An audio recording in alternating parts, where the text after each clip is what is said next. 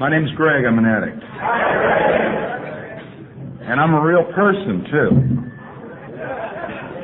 And I'm the disease of addiction. And I'm recovery. And I'm Narcotics Anonymous, just like all of us are. I'm real glad to be here. I have no idea what I'm going to talk about. I rarely do. Probably talk about the way I feel. Because I look out and, I see a gang of faces. And I see a lot of little lights on those faces. And some of them are real clouded. And some of them are real well hidden. And some of them shine brightly. And really all I have to say is take care of those little lights. Nurture them. And strengthen them. And let them shine. That's where the miracle is. Let them shine. When I talk, I like to start with another moment of silence, and if you will, please, for the addict who still suffers.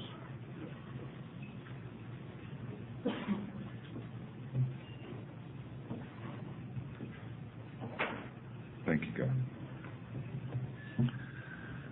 I'm not going to talk a lot about what got me here. I love it when people come in and say, I can't use anymore. Sure you can. You know how to do that good. So do I. We are experts at the disease of addiction. We maintain that long into our recovery. At least I did. An expert at the disease of addiction. I know how to use. I know how to go out there and die. I know how to go out there and hate myself all the time. I know how to sit backwards on a toilet and drip blood on the floor. I know how to do all those things.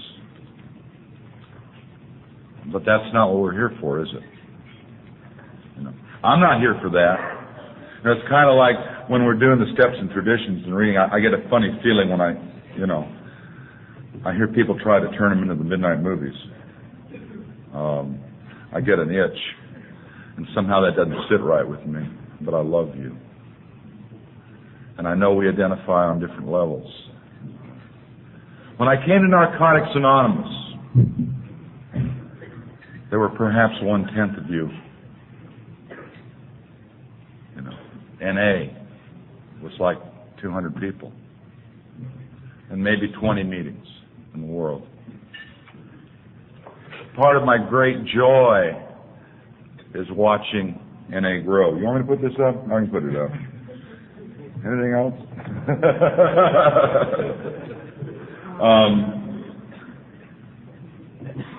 I've been given the gift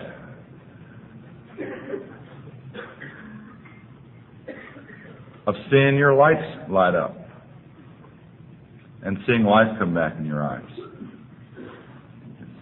That's one of the most exciting things to me, to see the death go out of someone's eyes.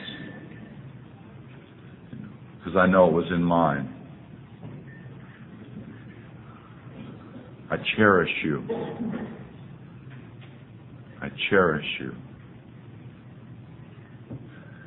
I'll tell you a little bit, I guess, about how I got here. I started using when I was 6, 7, 8 years old by prescription. And I used for about 15 years. And I was never arrested, and I was never hospitalized, and I never got in a whole lot of trouble. But there's nothing worse in the world than hating yourself. That's the price we all pay, I believe. Self-loathing, self-hate.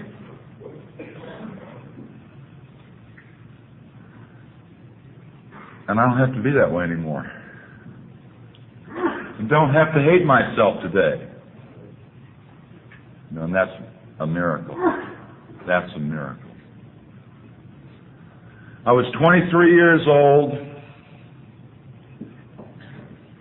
and I was all used up.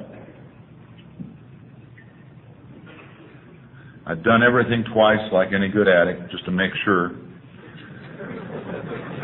or 3 times or 4 times, just in case it might work.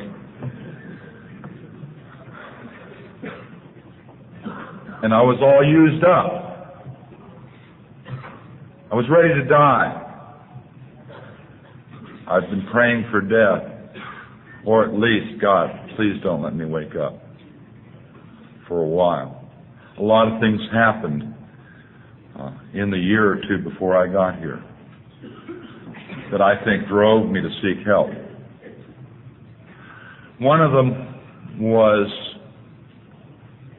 giving up a child for adoption. My girlfriend and I had a baby. And it was just about 18 years ago.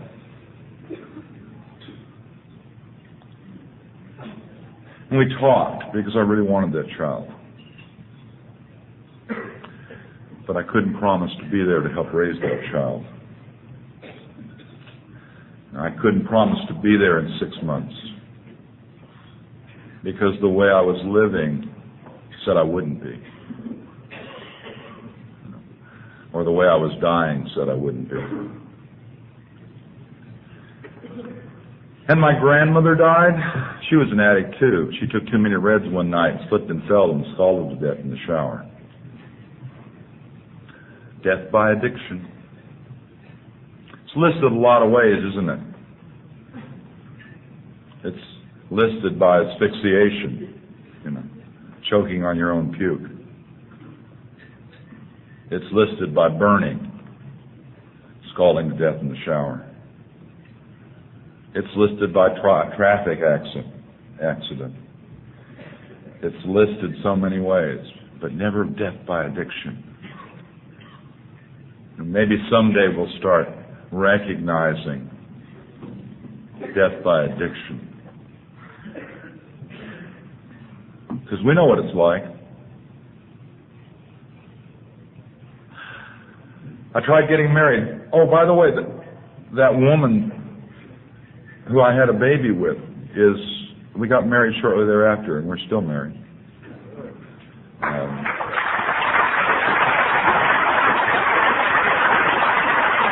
We have 2 more children who've never seen me loaded. We have a life beyond what either of us could dream about. On the day we got married, my best friend hung himself. He'd been stiffing too much glue and he couldn't think anymore, and he left a note saying, "I just can't think anymore." And I didn't go to his funeral.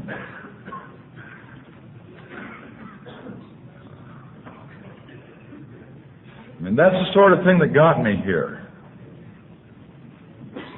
Those last 2 years. What I remember most is the feeling, the hopelessness. Because I'd been looking for help.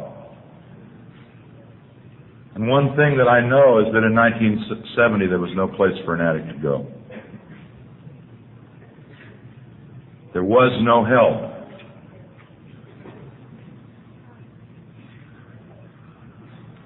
I was left down to about 3 choices. I was seriously considering suicide. I was seriously considering going out and hitting a cop so they would stop me. And I was calling the helplines. I came off the helpline, somebody else's helpline. I don't know, a suicide line or something like that. So those of you who work on the helplines, God bless you. That's how I got here. Those of you who take those phone calls, that's how I got here.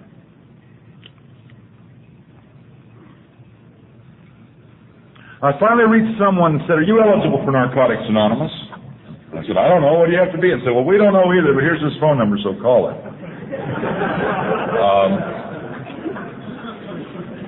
I mean, you can get that today a lot of places, but a lot of places you'll get a real live addict. And that makes a difference. That counts. And I'm into making a difference. And I look out and there's some people that I love dearly here. Some people I've met briefly here, and some people I don't know formally. But I know we share the same feelings. I know we share the same experience. I hope we share the same commitment. And I called that.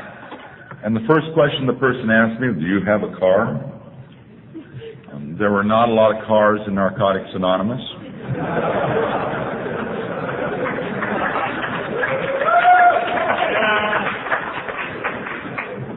And I said yes, and they said, we have someone we'd like you to pick up.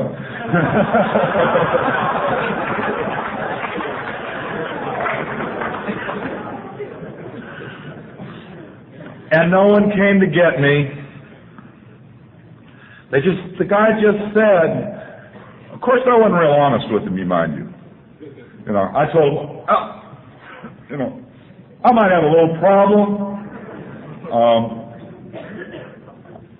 I'd like some help stopping using. I didn't come to Narcotics Anonymous because I had a desire to stop using. I doubt if very many of you did, to tell you the honest damn truth. I came here because the drugs didn't work anymore. And I figured if I cleaned up for a while, they'd work again. And I came here because of the pain. I had an honest desire to stop hurting all the time. I had an honest desire to stop hating myself and hating life all the time. I would come from, life sucks, Life doesn't suck. I suck periodically. My attitude sucks. My insanity kills me. Life's just fine. It doesn't give a shit one way or the other. It doesn't have the capacity to suck.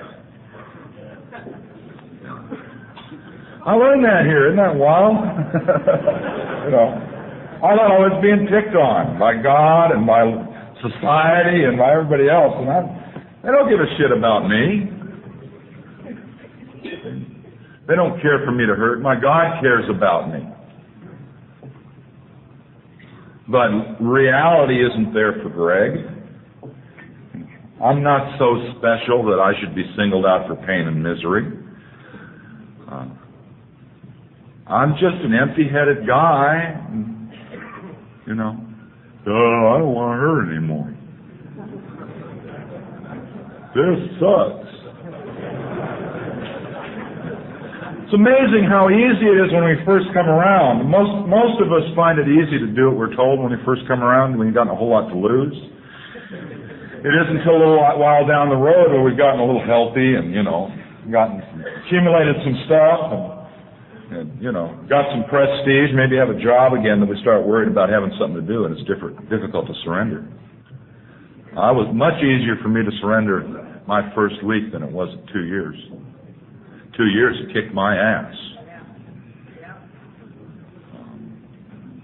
Much easier when I crawled in the door. So I remembered the pain a lot clearer. It's funny how we forget the pain. Anyway, this guy said, well, why don't you come to one of our meetings? And he said, asked me if I had a car and the whole bit. He really didn't ask me that first. That was not true. But it was in that first conversation that he asked me whether or not I had a car and was willing to transport people. And I promised him that I would come to a meeting. This was a Tuesday night in the beginning of October of 1970. And there was a meeting that night, but it was too far to drive. I'd had my last fix the day before, and I was ill. Was not doing well. And there was about 50 miles to a meeting, and I wasn't going to make it. I said, no, I can't do it. And he said, there's a meeting Thursday night close to where you live. Why don't you come to that? And I counted up Thursday, Monday, Tuesday, Wednesday, Thursday, and Monday, Tuesday, Wednesday. Monday, Tuesday. To the best of my ability, I counted up, and I figured I might be able to make Thursday. Because I knew that, the first 3, 4, 5 days were the worst. And I'd used enough dope and pretended to withdraw enough times that I knew that I might make it in 4 days.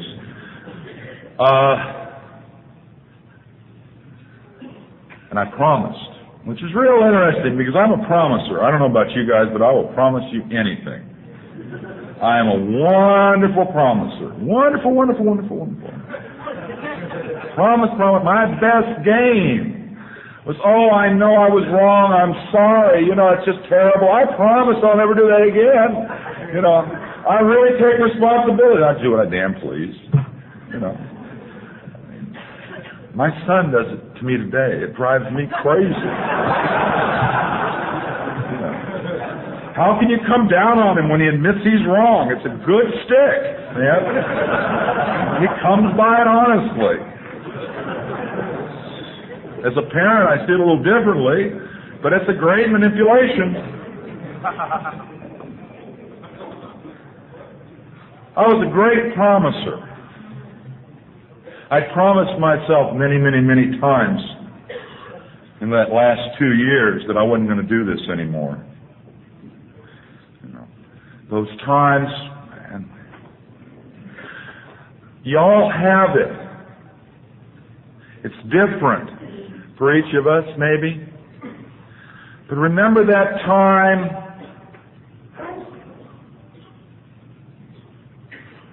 when you recognized and maybe became a little aware and saying, God, this is not the way it's supposed to be. This is not how I had it planned.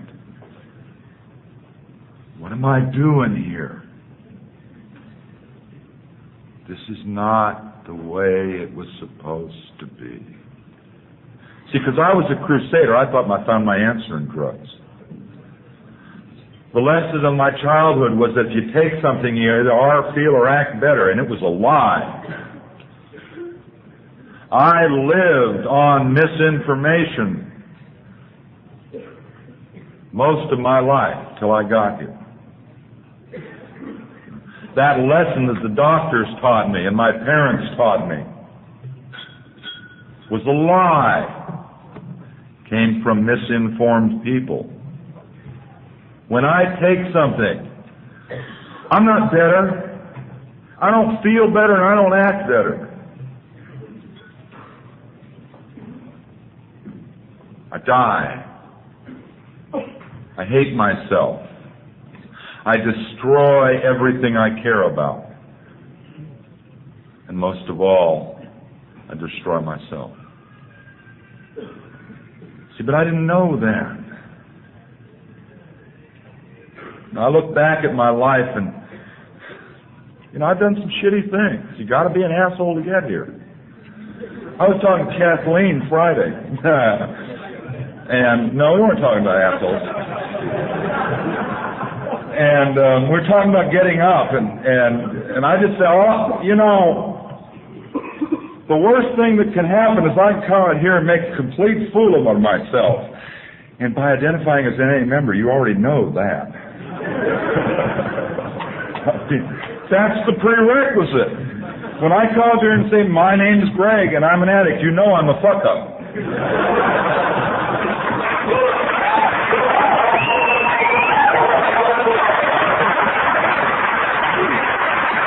It's like getting a sponsor. All of us are so worried about finding the right sponsor. If you pick a complete fool, he can't hardly screw up your life any worse than you already have.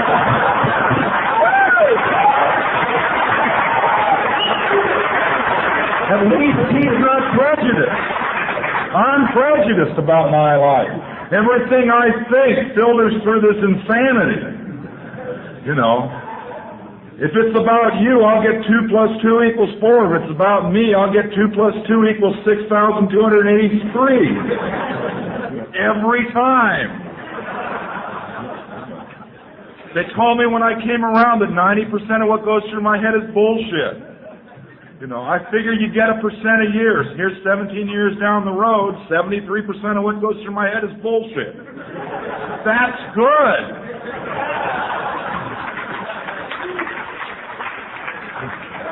And I'm worried about picking the right sponsor.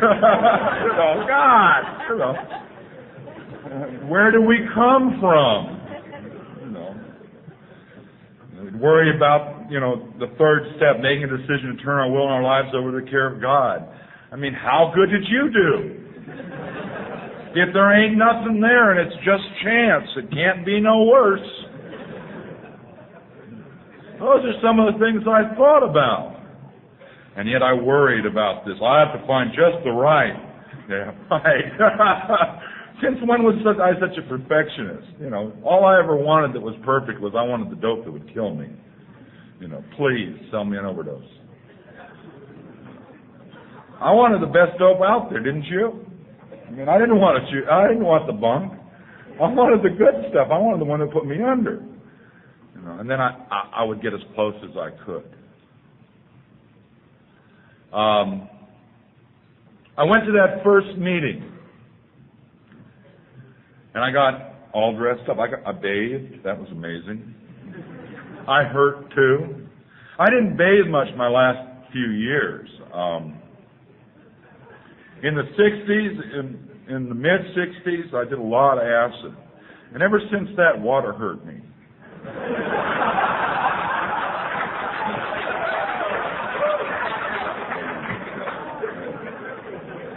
It just kind of felt bad on your skin. I don't know, I guess that's identification, but it hurt.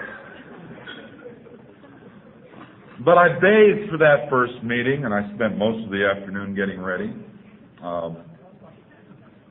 Slowly. I was sick. I was coming off of a 2.5-year run, my only run, and I'd been using 1/4 to 1/2 ounce a day, and I was sick. Of course, I didn't have a problem. I wasn't a dope fiend. I wasn't an addict. I'd read about addicts. Didn't you read about addicts? I read about it. I wasn't like them. I was a nice boy. I really was. My grandmother's house caught on fire. I put it out with a garden hose. She patted me on the back. I was a nice boy. I went to the grocery store and found a $100 bill in the candy and turned it in. I was a nice boy. I did that. See? You know that $100? No one claimed that $100 bill. I got it. 10 years old. All right. I had to use it to replace the stamps I'd ripped off from my cousin.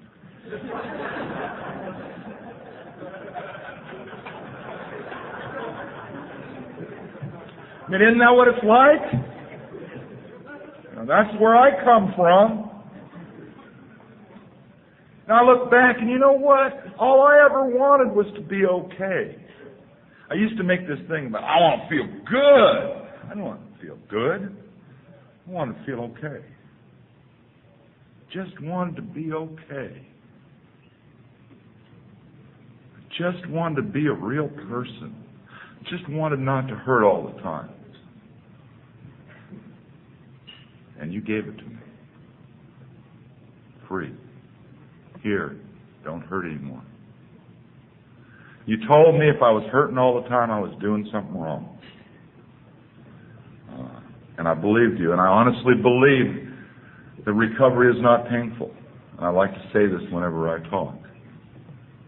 I hear people talk about how painful recovery is. Bullshit. Lack of recovery is painful. Recovery is relief from the pain.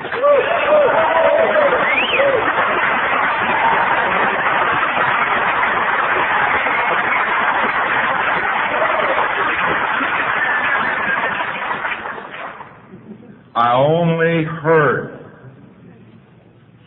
from my insanity when my head's up my ass and my program's out the window. When I'm in touch with the God I believe in when I can reach out and be a real person with you. When I care, when I'm oriented towards spiritual principles, I'm not in pain. I'm not in pain when I live this way. It's the times I don't live this way that life kicks my ass. It's the times when I set it all aside in favor of some brilliant idea. You know, those good, aha, I know what's going, you know, I learned the first thing I have to do when the light bulb goes on in my head is unscrew it. I swear, if it's a brilliant idea, forget it. Forget it. Don't even consider it. I mean, if it's one of those, you know, no, that's disease. I've had some great ideas like that in my recovery, such that it is. Oh, by the way, the only thing that I've found that's really good about time is the lessons that it takes time to learn.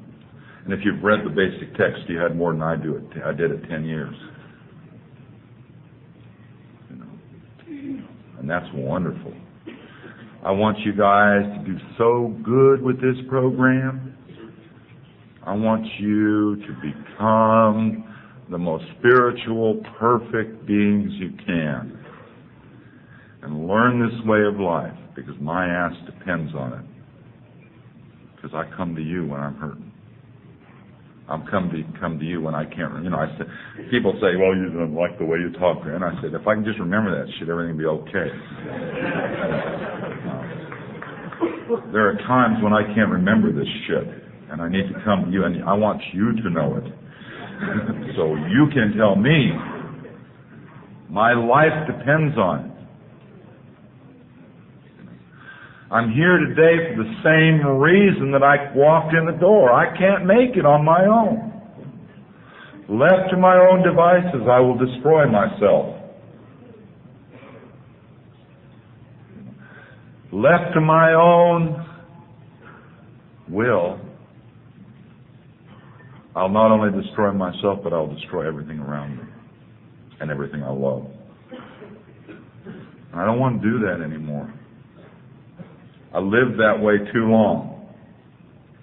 Today I choose not to live that way, and choice is important to me. There's magic in the choice we make. We talk a lot about choice, don't we? You know, and it gives us a choice. We don't believe that, most of us. We assume that everyone will choose recovery. And I've buried a lot of you over the last 17 years. I've buried a lot of friends, and I've buried a lot of loved ones who died of this disease. And it hurt. It hurt so bad I swore I'd never care like that again. In recovery. Fortunately, I can't control that either. I don't have a whole lot of choice. I feel what I feel. The love I feel is 10 times as important than the love I get. The love I feel for you is the payoff. It isn't you coming up here and saying, you know, I love you, Greg.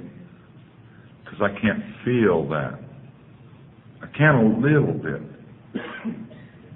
But I can feel the love I feel for you. You know, I can worship the light I see in your eyes.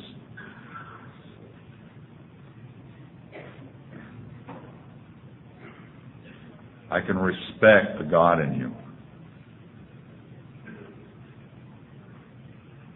And know that we're brothers and sisters.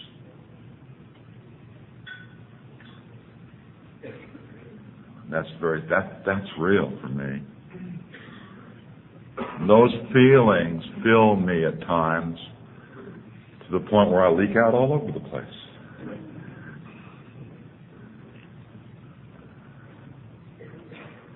If you haven't experienced those feelings, Look for the God in each other.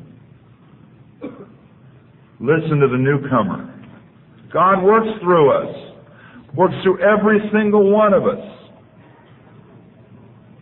You've all said things that are so far beyond your comprehension. It has to be God. I know I've said things that, God, damn, did I say that? No. The answer is no, you didn't. You were just a fool.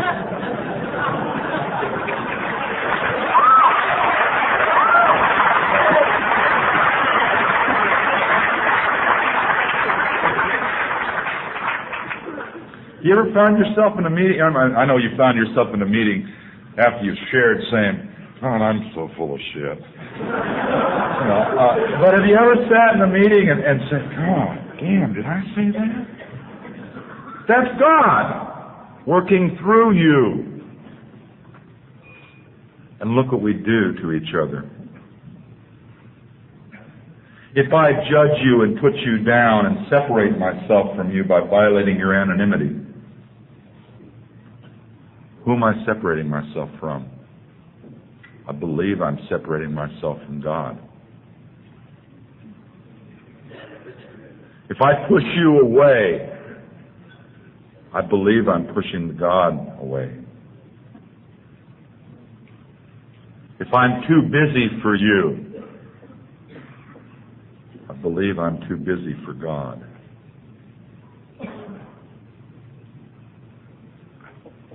And it makes us all a part of each other. Now that's great to say. In practice it ain't so swift. I get there occasionally.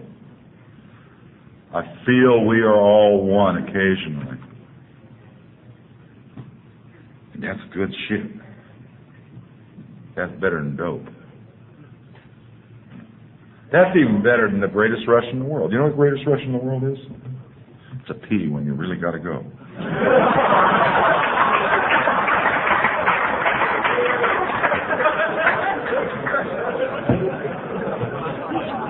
Better than sex. Better than any of that stuff. But you know what's better than that?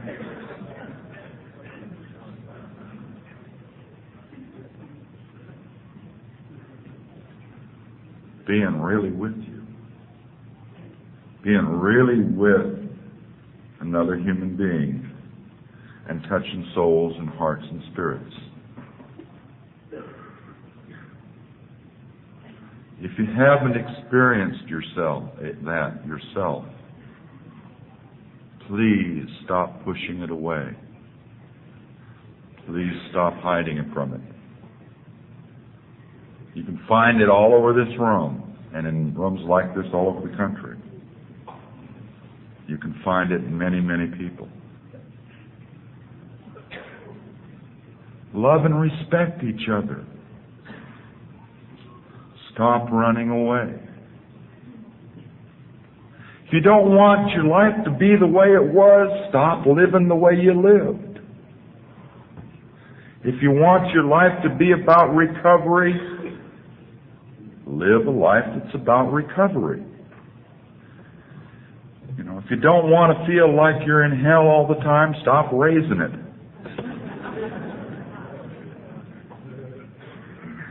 If you want to feel good and have positive things in your life, do positive things. I honestly believe one of our primary principles is reciprocity. I don't hear it talked about much. The law of retribution, karma, cause and effect. What you sow, you reap. Do unto others as you would have them do unto you. That's all the principle of reciprocity. Be the person you want to be. And if you don't want to be who you think you are, stop acting the way you do.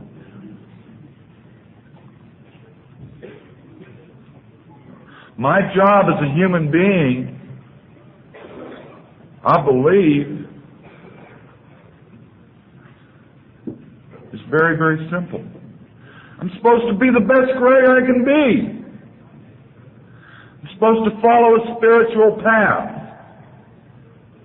giving myself along the way. That's it.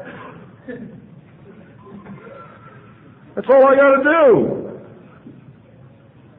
And yet I worry about this, and I worry about that, and I worry, part of my disease is this addictive personality I have, this thing, this part of me that will take anything and make it self-destructive.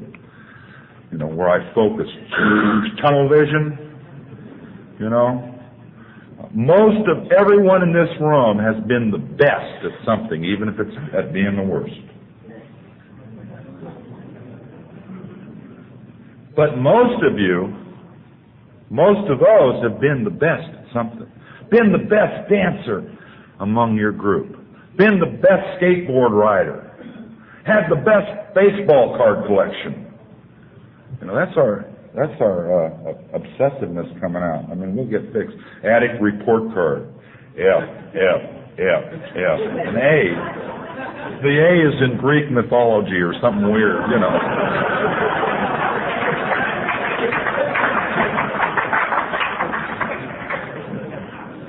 Or some close to that. It might have been D, D, D, D, D, A.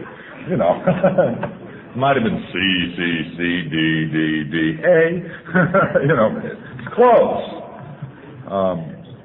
I'll take things and I'll get involved with them and I will focus them on so hard that everything else goes away. It's like walking through a room with a blindfold on. I kick over a lot of shit and it breaks. You know why I do that? So I found out very, very early that it hurt to look at Greg. I mean, I'm real self-obsessed. It's kind of like that toothache. Everybody's had a toothache, and you lay down at night and the tooth goes, and it becomes the whole world, and it's going.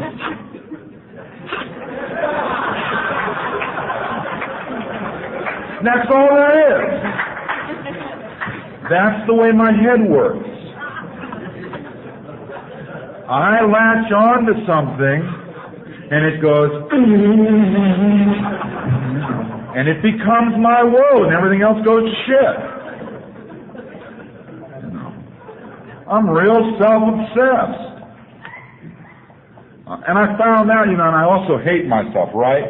Low self-esteem, whatever that issue is. You know how I cope with that? How I learned how to cope with that? I found something outside of me that I could do the same thing with. If I focus hard enough on that shit out there, I don't feel this.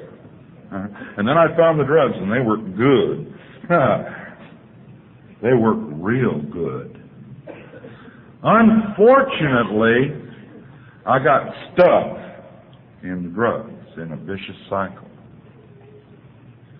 I got stuck in that cycle of using and having a reaction to the use, and craving and using to fix the craving, and then having a reaction, and then having craving, and you then round, and round. I got stuck there because I have this disease. Other people don't get stuck there. I got stuck there.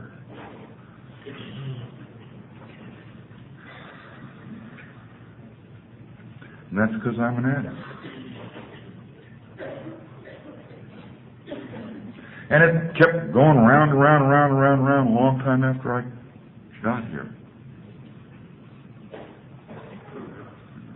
But I got here. I'd really like to spend the rest of the time talking about NA.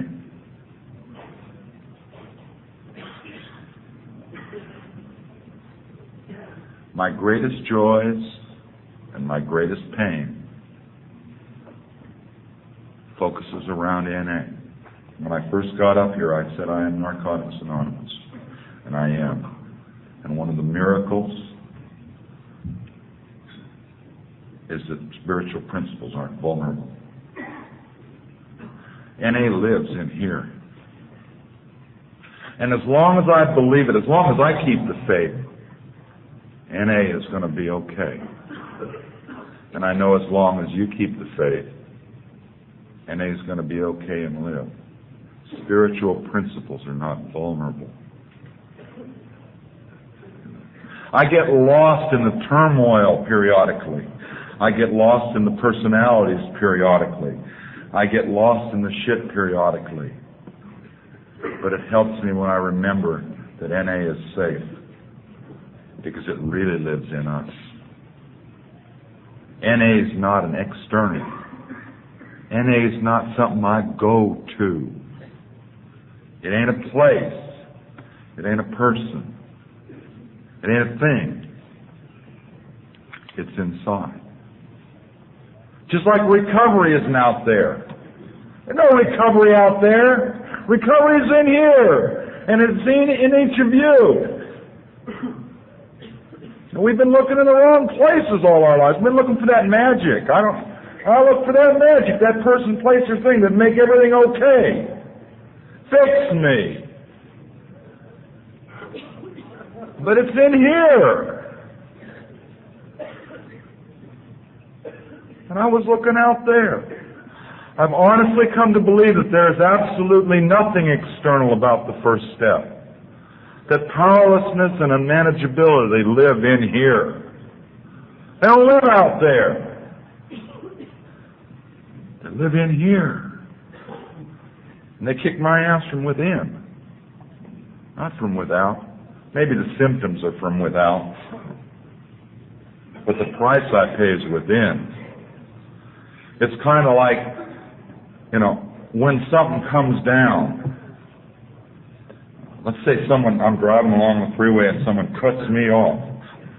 The problem is not that asshole cut me off. The problem is that I want to kill him for an hour.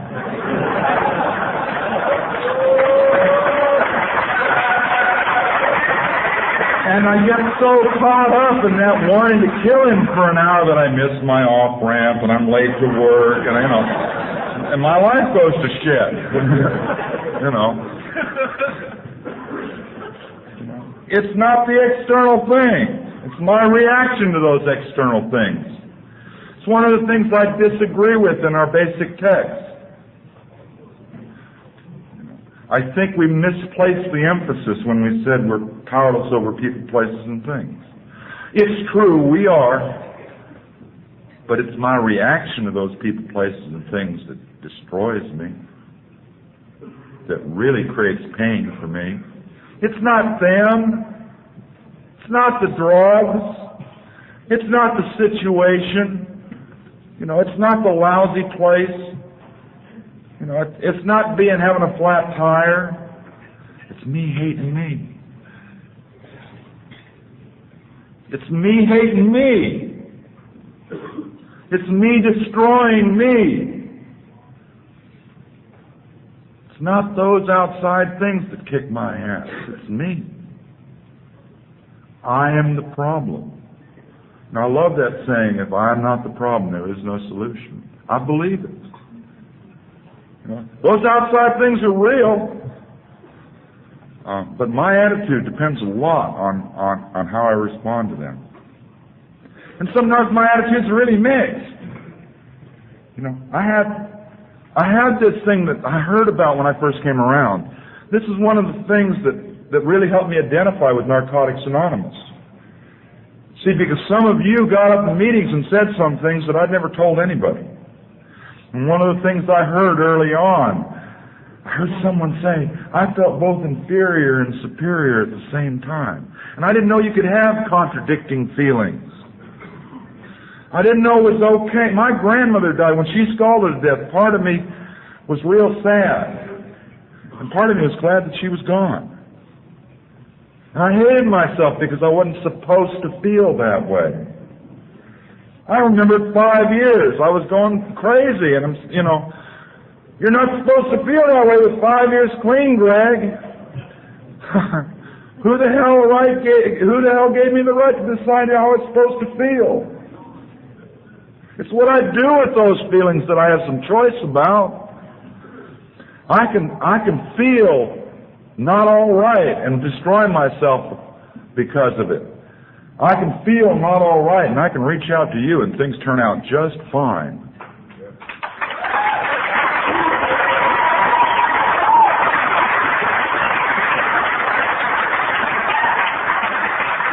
You know, this isn't a program about me getting well. It's a program about us.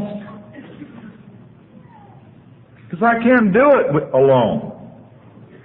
My recovery depends on you. My life depends on you. Without you, I will destroy myself one more time.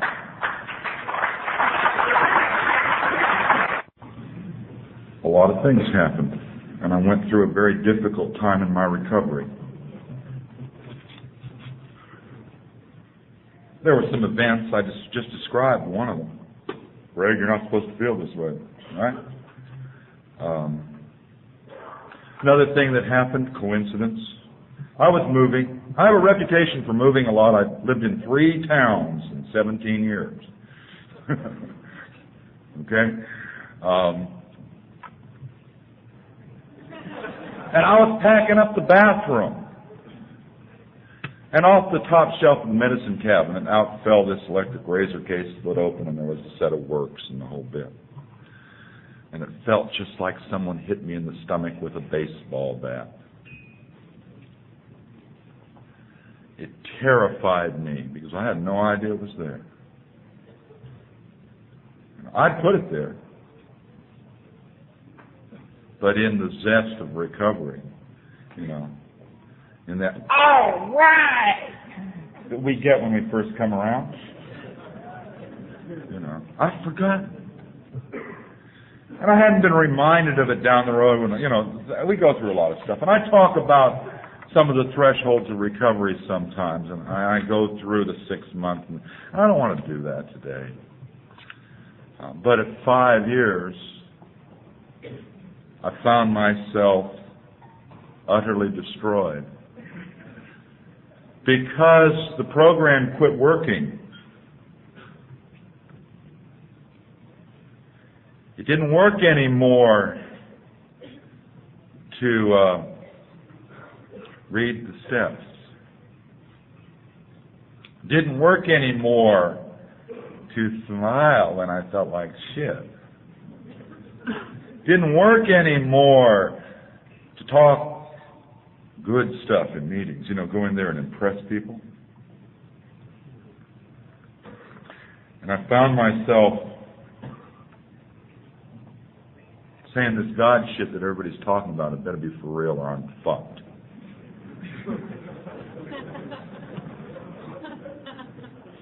Because I could no longer continue to control my recovery. Because I found out that that control was just as dangerous as trying to control my using.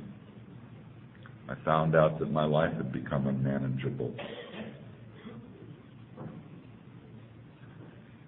And it was devastating. But it was the beginning of dependence on a power greater than myself. I'd toyed with the idea before, and I'd done some really neat things. You know, at 2 months clean to the day, I was sitting there crying in someone's arms saying, I don't believe in anything. And it was destroying me. And I did have a program, and I did have faith, and I did have hope. And I did have a higher power before then. But it was a theoretical higher power. And I don't know if I can tell you what's happened since then, but I know that ever since then, there's been a small part in me that shined, that I was aware of. It was a safe place. It was a warm place.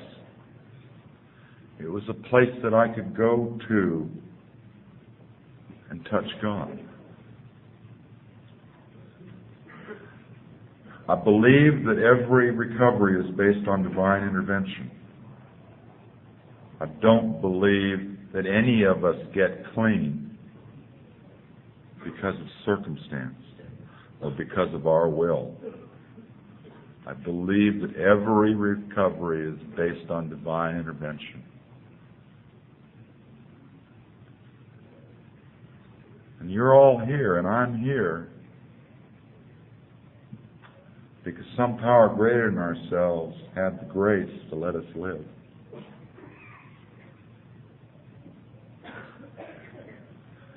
And if you're wallowing in self-pity, how dare you fuck up God's time? I can remember getting real pissed off at me. And when I wallow in self-pity, some jerk tells me, how dare you, And I say, thank you, But I need to be reminded of that. When I get caught in my self-obsession, I need to be reminded that it ain't my life anyway. Ain't my life. I gave up the right to decide how my life was supposed to be. I gave up the right to write the script and plan reality. Isn't that the greatest insanity of all? I can manipulate and control reality. To me, that's restoration to sanity, the second step, has a lot to do with the realization that I can't manipulate and control reality. That I ain't God. It took me a lot of pain to learn that lesson. And it took me a lot of joy to learn that lesson too. Recovery has not been that tough for me. I found out that staying clean ain't no big deal. It is at first. The hardest thing we ever have to do is 30 days. Or one day. The toughest year is the first year. I don't care what I hear. I hear a lot of people say, my hardest year was... No, my hardest year was the first year. It was touch and go most of the time. And I'd walk into rooms and say, I don't belong here. And I had to get over that and say, I belong here and that's my chair and I will fight you for it.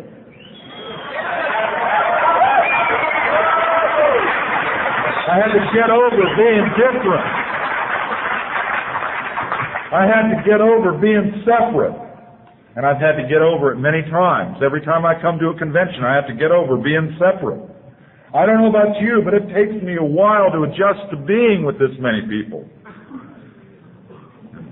I go through that every time. My life is a daily surrender.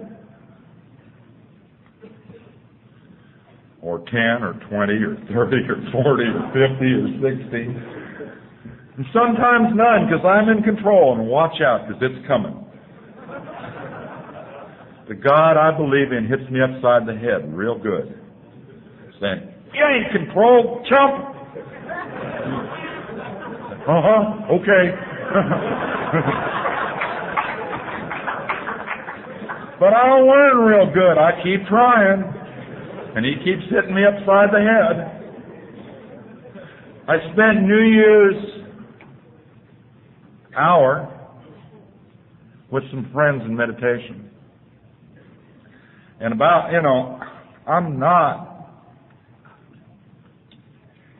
have weird things about being the Sunday morning spiritual speaker, because I don't consider myself all that spiritual. I know about that much more than the bare minimum for me to stay clean, for God to keep me clean. My spirituality is shaky most of the time. Some mornings the most spiritual thing I do is shit.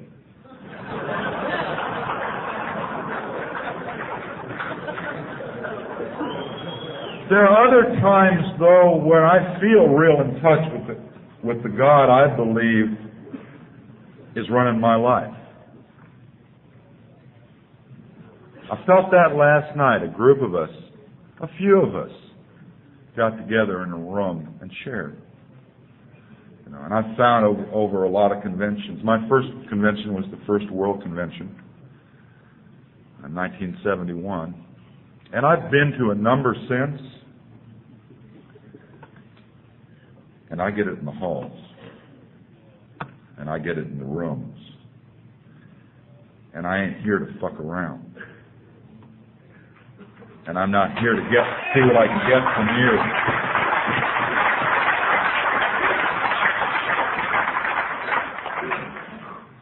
I take this shit real seriously.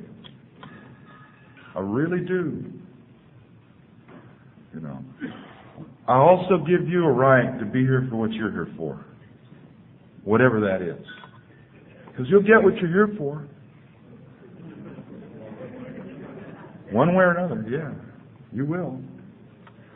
If you're hanging around this program to have friends, you'll have friends. They won't last long. If you're hanging around this program to get laid, you'll get laid. Then what?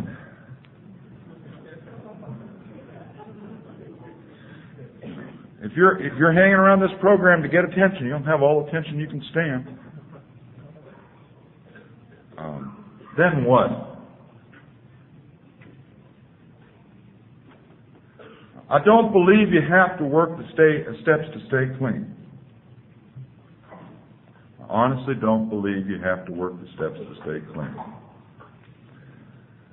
But who'd want to be that miserable?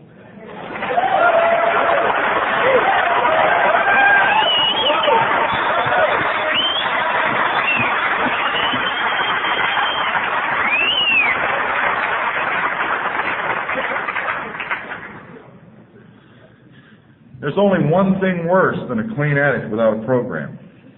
And that's a dirty addict without a program.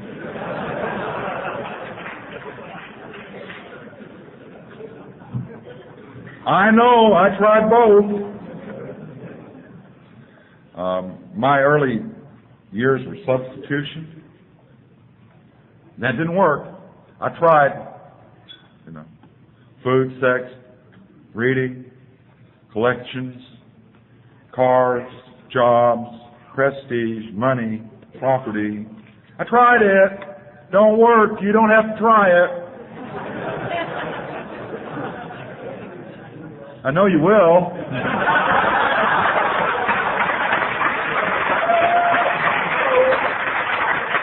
And I love you because you will, because you're just like me. And the times I slip off into those things, you can remind me. Don't work, Greg. Okay. This program's gotten real simple. Boy, it hurt like hell getting simple. I'll tell you that. I earned it. The times when it's simple. People will sometimes ask me, how did you make that so simple? I struggled for 10 years. How did you think? Like everybody else. How'd you learn that, Greg? Shit, if you only knew. It'd be so much easier if we accepted things on face value. As far as relationships go, you don't know how to have them.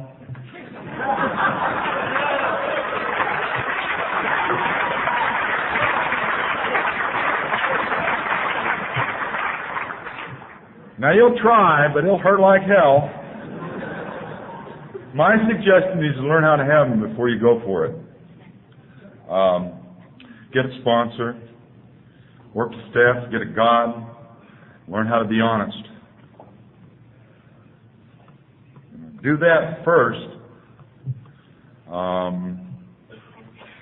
I know most of you won't, but you're entitled to your misery.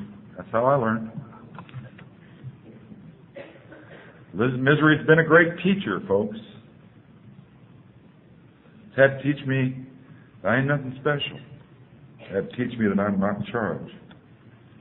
It's had to teach me that there's a God I can trust. And it's scary. This program goes against everything I was taught. It goes against the idea. If you want something, you got to go out and get it and fight for it. You got to do it. Take control. Take charge of your life. Didn't work. Had to give up. Surrender is the hardest thing in the world for us. Surrender is the hardest thing in the world for us.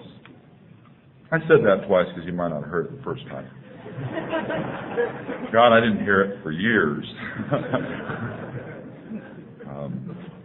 To me, this program's all about surrender. And it's all about love. And it's all about God.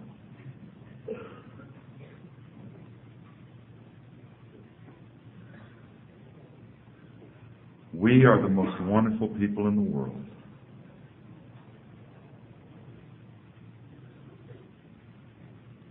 And we can't believe it. We can't accept it because of our self-hate.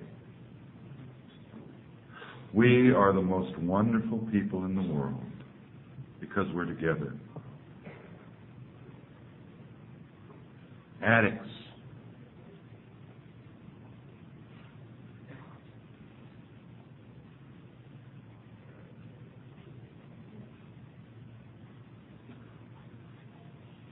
And I look out there and I see some little lights.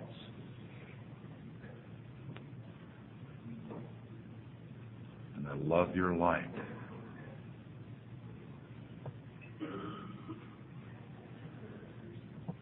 There weren't a whole lot of lights when I came around, and some of those went out. And now there are a bunch of lights.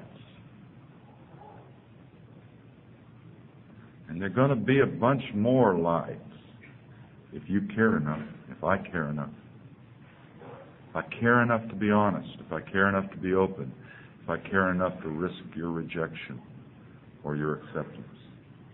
If I care enough to risk your love. If I can just find enough courage to just be Greg and let you be you. If I can find enough courage to meet you as an equal in anonymity and really be with you. If we can do that, there's going to be a whole lot more lights light up. And a few less go out.